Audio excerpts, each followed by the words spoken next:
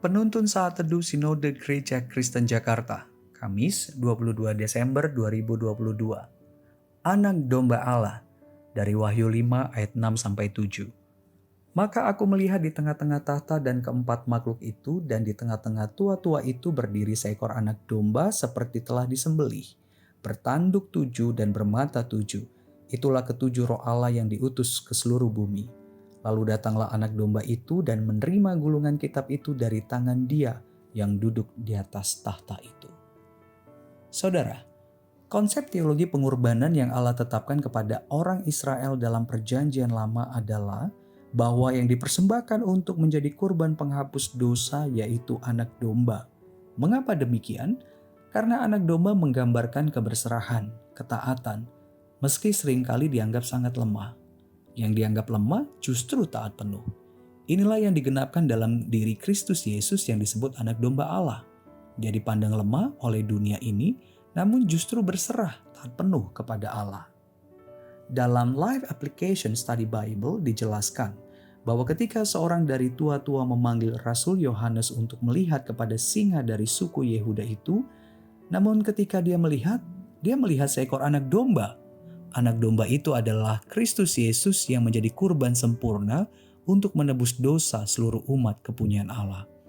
Hanya Kristus yang sanggup menyelamatkan mereka dari peristiwa-peristiwa mengerikan yang dinyatakan dalam gulungan kitab tersebut.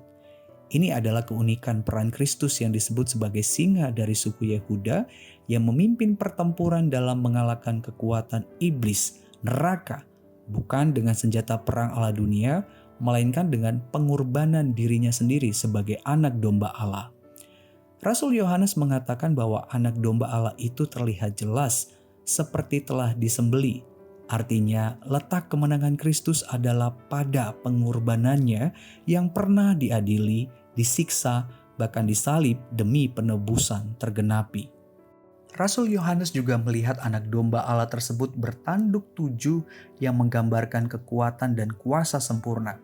Meskipun dia pernah dikorbankan, namun itu bukan menunjukkan kelemahannya, melainkan kekuatannya.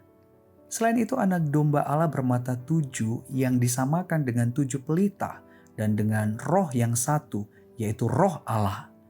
Allah memberikan otoritas penuh kepada sang anak domba untuk membuka gulungan kitab sebagai apresiasi tertinggi dari pengorbanannya yang sempurna di hadapannya.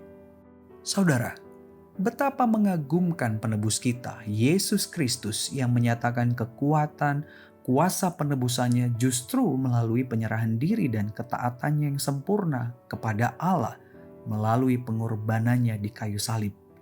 Kita yang tinggal di dalam Kristus pun terus dibentuk untuk memahami dan mengaplikasikan bahwa kekuatan kita bukan terletak pada apa yang kita miliki, melainkan keberserahan diri, ketaatan kita kepada Allah. Meskipun dunia ini menganggap kita lemah, hina, tak berarti.